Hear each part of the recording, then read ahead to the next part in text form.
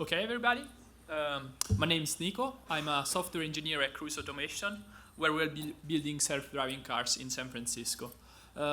This short talk is basically going to be about lessons that we learned using basically the ROS framework to actually build those self-driving cars. Just to get started, we have a fleet of around, it's cutting a bit of the text, sorry guys. We have a fleet of around 100 self-driving cars that drive around San Francisco, of course with safety drivers, and a team of 500 software engineers that write the code for those cars. More technically, just to give you an idea of the complexity of the problem, we have a sensor suite that has like around 10 cameras, a bunch of LiDARs, radars, of course IMU, wheel sensors, and all of these sensors together produce around 1 gigabyte per second of data. So it gets pretty complex. And it's actually amazing that the first Git commit in the history of the project actually had already ROS in it. And it's amazing how far we have been able to scale it up, both in terms of like software and in terms of people. So today I basically, everybody knows what ROS is good, so today I'm gonna actually go in and like talk about sort of like the boundaries, right? What's actually hard to do and the areas where we have had to push a bit over what's available and to basically achieve our goal. So I'm gonna be talking about some problems around determinism and simulation, then some stuff we constantly fight with on the core framework side, and then also some nice developer tooling that we've built. So let's get started with simulation. Simulation is important, especially when you make mistakes in your software and they kill people, which is not nice. So of course, testing on real cars, it's complicated, it's expensive. We have a good process, but still it takes like 2 humans to like drive a car around and collect data. So you would think this is pretty easy, right? So we use ROSpec, we record all the data as we go, and then we spin up a bunch of cloud machines, we use ROSpec Play, and then we run the simulations. Except this doesn't really work well for an expensive system, right? Basically, the only thing that ROS gives you in terms of simulations is the ability to play back the sensor data, basically cutting out the drivers and like replaying the sensors. Optionally, you can reproduce your clock as well using simulated clocks, and supposedly that enables you to run the same robotic system without actually access to the robotics hardware. However, there's like 2 big issues with that. One is that on slower hardware, which is very likely, right? You have a very expensive CPU on the car, but you have a cheaper cloud machine to run your tests and simulation. If you're on slower hardware, you have to slow down the replay, or you end up missing frames, which sort of destroys the point of simulation, right? And the second problem is that all of this data still goes through the same ROS pub/sub mechanism, right? So you get all these weird timing and sampling effects, and determinism goes out of the window. Determinism being defined as given the same inputs, you get the same outputs, which again is pretty important for simulation, as you can imagine. So what did we do at Cruise?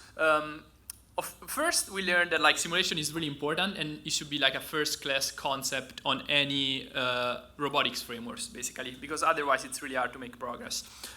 So basically, the goal would be to achieve deterministic, lockstep simulation, starting from recorded data, from ROSpec data. And we basically did it in sort of like 3 conceptual steps. First, we took out some flexibility in the pub/sub model, which basically allow us to have like more information about what the computational graph looks like. Once you have that, you can actually control, deterministically control when computations takes place by controlling the data flow across the nodes.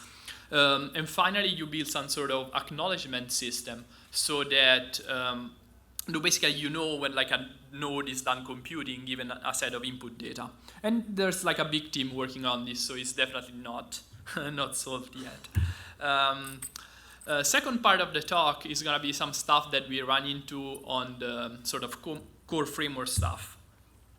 The way you write code in ROS is that you need new functionality, so maybe you spin up a new node, eventually maybe you move into a nodelet. If your system is actually loaded, and we have like a lot of CPU cores, your Linux OS then becomes very confused because it has like thousands of threads to schedule, but it only has like a few dozen CPU cores. So which thread gets to run? And of course, you can do a lot of work on like kernel level scheduling and stuff like that. But the core problem remains that this adds like a lot of worst case latency to the system. You get like latency spikes, timing issues. And we mostly work around it by basically pinning threads to cores and like stuff like that, but that's not really nice. A second problem on the sort of like framework stuff is that ROS basically shuffles messages around, but it doesn't really give you like a nice way to keep track of what those components are actually doing with the data. So you can really track where your CPU time is spent. And typically this shows up as some downstream component is late, and you don't really know where in the sort of like upstream stack the problem actually is. So we built some tooling around the Chrome trace viewer that basically allows you to visualize some sort of flame graphs throughout the system.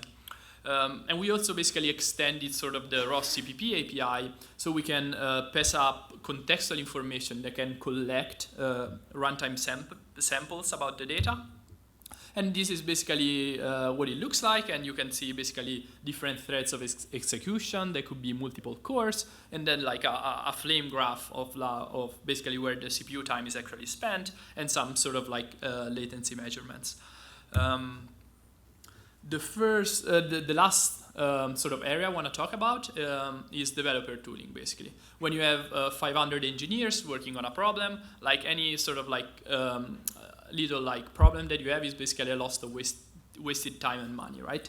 So we try to basically polish what's already available in the ROS community. The first thing is about like ROSbag, recording data. Of course, you need a lot of data basically to develop these machine learning algorithms, right? And bags are good for logging. They just stream the data directly from ROS CPP, but the file format is not really good for like big data stuff. And ROS serialization is really not nice when you develop a system over time, because as soon as you change the message definition, you need to basically process all the data again because you cannot read it anymore. And there's really no nice way around this. We had to build like a lot of like data infrastructure to basically sort of work around this problem and allow us to do sort of like batch operations on like a ton of data that we collect over time. A second point is that like the sort of ROS ecosystem comes with like a lot of nice GUI tools like RQT, RVids. They're very flexible, but they need sort of like a Linux workstation running with ROS. And they're so modular that there's like a steep learning curve to them. So what we did at Cruise was creating sort of like a more monolithic but still customizable web interface for this, so that you can basically just connect and stream data. And finally, a bit about the build system. Of course, we have a lot of CPP code, and C++ is really slow to compile. On top of that, Catkin is really modular, so it needs to do like a bunch of configuration every time. At Cruise, we switched over to Bazel, which is basically the open source version of the internal build system that Google used. And that basically allowed us to build most of our stuff from source, avoiding like a lot of like weird linker issues and stuff like that, but still use the shared cache to spin up both our builds in CI and basically the daily developer workflow. I think I'm right on time, so thanks a lot. And if you have any questions?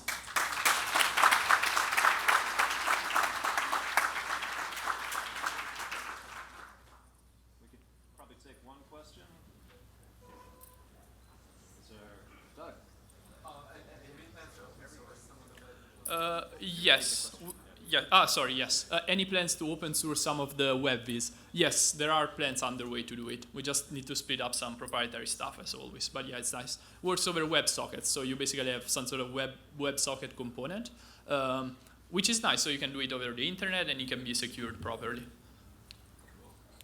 I have a question about the determinism layer for Yes. simulation. Is that also open sourced? No, this is so mixed up with like our own concerns that it's probably really hard to open source, I have to say. But probably some of the ideas can be reused, I guess. I mean, of course, I'm not speaking for the company. That's sort of my own opinion, but I see it very hard. All right, thank you. I think we'll have to stop it for time. Okay, cool. Thanks.